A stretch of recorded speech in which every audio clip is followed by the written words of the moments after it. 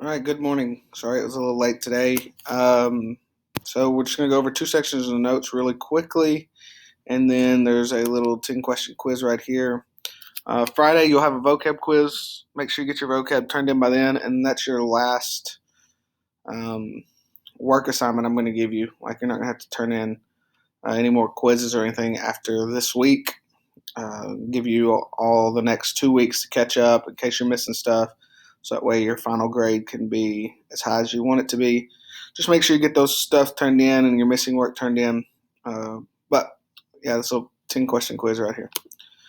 So let's talk about this very quickly. Section 2 it puts in Mongolia and Taiwan into one chapter to go over. Mongolia is up here, and Taiwan is the little island down here. So you wouldn't think they have much in common, but they do. So let's talk about it. Mongols were the people that lived and were in Mongolia. You might have heard of the name Genghis Khan before. Genghis Khan means supreme conqueror. His real name was like Temujin or something like that. He was a soldier that grew up to be the emperor of Mongolia. And so he kind of started the conquering of almost all of Central Asia in the early 1200s, and that lasted for about 100 years. His sons and grandsons continued to conquer east, west, and south out of Mongolia, and they conquered all this territory here. So they kind of started right here, and then he conquered south and west and east, almost all the way over to here to Moscow, over here to almost Saudi Arabia, and only didn't conquer India because of the Himalayan mountains over here.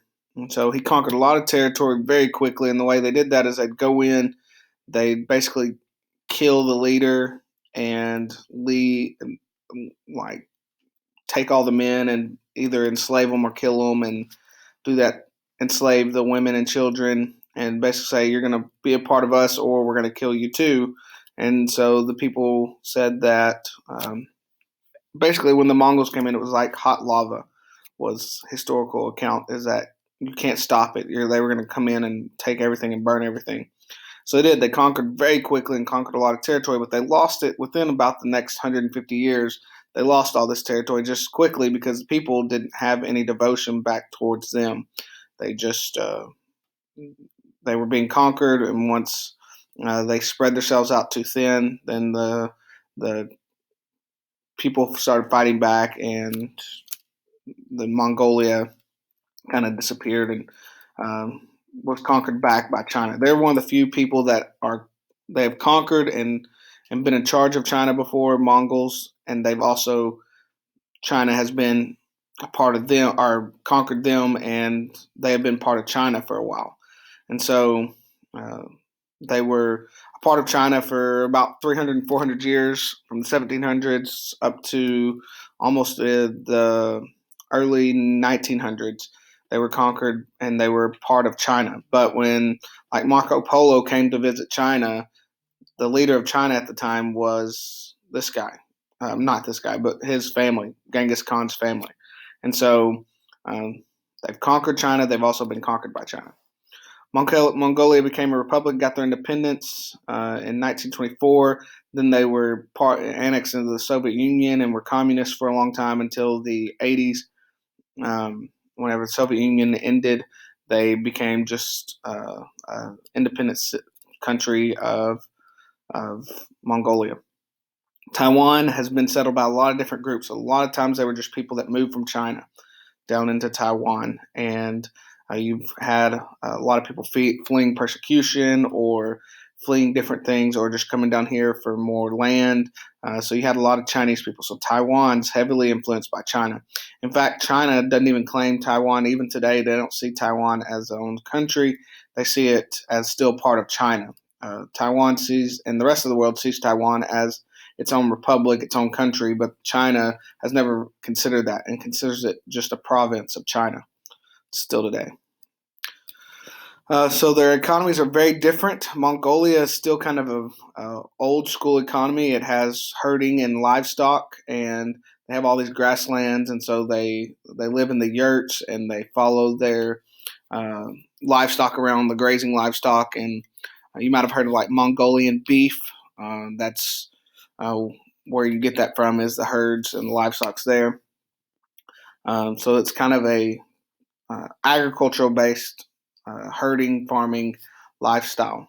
But uh, they're starting to try and develop and more modernize their economy today and developing other industries because they do have a lot of natural resources. They just don't use them as much as they rely on the herding and livestock.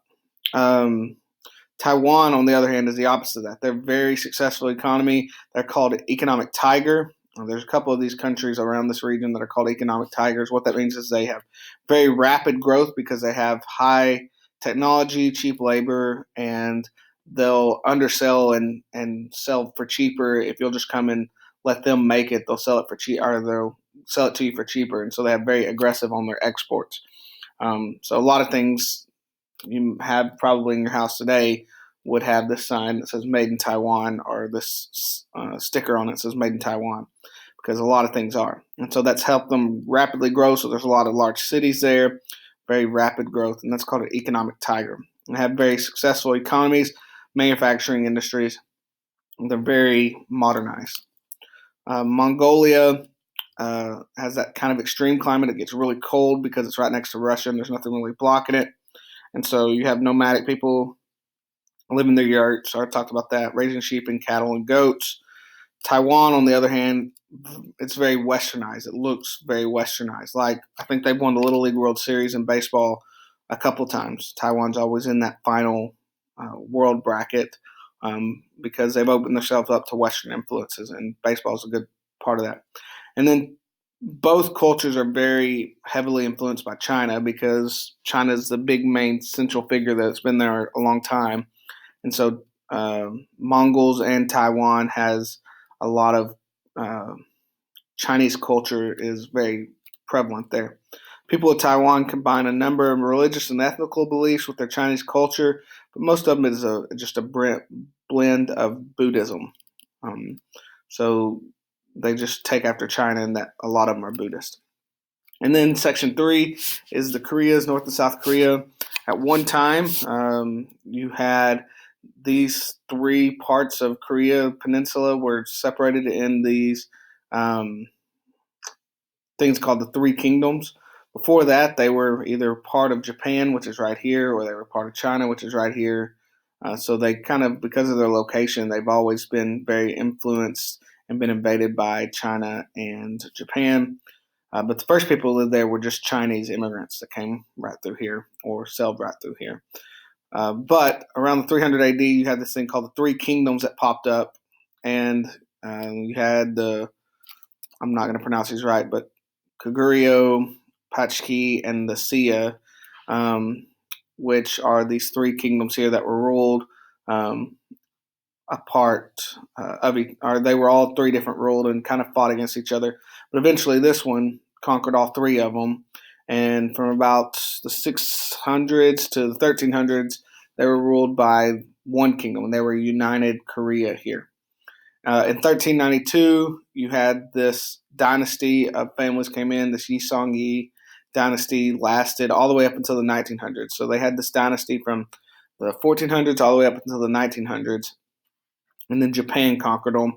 They took control after they uh, after around the 1900s. Japan took control all the way up until they lost the territory after World War II. So Japan conquered it for a while. After World War II, it split a lot like a lot of the things left over from the territories left over from Germany and Japan and Italy. It kind of was split amongst the world powers now. And so the communist North Korea took control of North Korea, the communist people from Russia, because it's proximity to Russia. Russia is right here.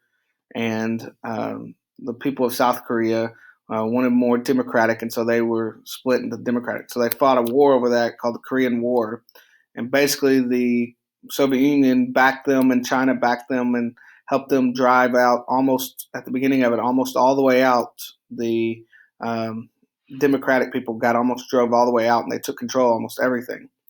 Uh, and then the United States comes in and helps, and the UN and other people come in to help to stop the spread of communism. So we push the communists almost all the way back out, and then eventually they fight back, and then you just have this stalemate where uh, it kind of is what it is today. The war, uh, just in the past couple of years, has been declared officially over. They never really declared it over. They just signed this treaty saying we're not going to cross this line, otherwise, we will. The war will start back up again, and so it's called the Armistice Line right here. That's what we got North and South Korea here, and so that's the Korean War. Today, the North and South Korea. North Korea is very much influenced of communism. South Korea is very much democratic, and so it kind of looks like that. Both of them are Buddhist and follow Confucianism, but communism has influenced the North. Its traditions are very communist. Their leader, Kim Jong Un, was just in the news last week about being sick, maybe dead. I guess we don't really know that he's dead or not, but very secretive. Communist has led their economy to be low and to be a lot of poor people. There's only very few rich people there. The message is very controlled by the communist government. The South Korea looks very westernized. It looks a lot like a big city in the United States. It would look like New York or other big cities in the United States. It's very heavily. Well, my video's not there. I'll see if I can find that video. I'll post it. This is a North Korean cartoon that they show to their children that shows the North Koreans. It shows the West being bad and the big bad wolf, and this little North Korean cartoon is always foiling the South Koreans and the American big bad wolf. And I think the South Koreans are portrayed as weasels. But the North Korean is smarter and fights better, and it basically at a young age are telling you that North Korea is good, the rest of the world's bad, and is out to get you and kill you. They show these cartoons to the little kids, but apparently my YouTube video is gone. But the Western culture looks very much Western culture. Now, they have had steps towards unity because they have large armies. After the World War II and after the Korean War, they built up their armies to make sure that the other one knows that they're powerful.